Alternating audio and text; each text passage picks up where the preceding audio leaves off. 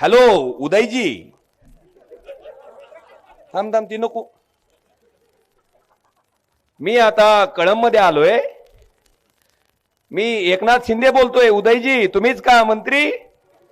हो हो साहेब बोला. मी आता कळंबमध्ये आलोय आणि कळंबच्या लोकांची एक समस्या आहे. इथलं एक हलगड दूध देत नाही. तर ह्या हलगडाचं दूध कृपा करून तेवढं काढून द्या. मग कधी होईल काम? लगेच मंत्र्यांनी सांगायचं. काय काळजी करू नका साहेब, एक चरवी भरून दूध मी 2 दिवसात आणून देतो कळंबला.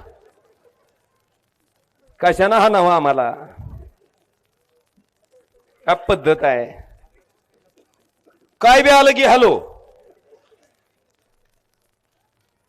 जी काम करायचंय, ज्या पदावर बसवलंय, पुन्हा ती तिजोरीच्या चाव्याचं तर लय अवघड आहे. शेट एक म्हणी, माझ्या माणसाला काट मारली तर तुमच्या निधीला तुझ्या बापाच्या घरचा आहे. निधी कुणाचा आहे? दुसरा म्हणतोय तिजोरीच्या चाव्या तुमच्याकडे असल्या तरी तिजोरीचा मालक कोण आहे? आमचा आहे. तिसरा म्हणतोय चाव्या तुमच्याकडे असला, मालक तुमच्याकडे असला तरी मधला माल आमचा आहे. म्हणजे ह्या महायुतीच्या तिन्ही महाभागाला कशाचं पडलंय?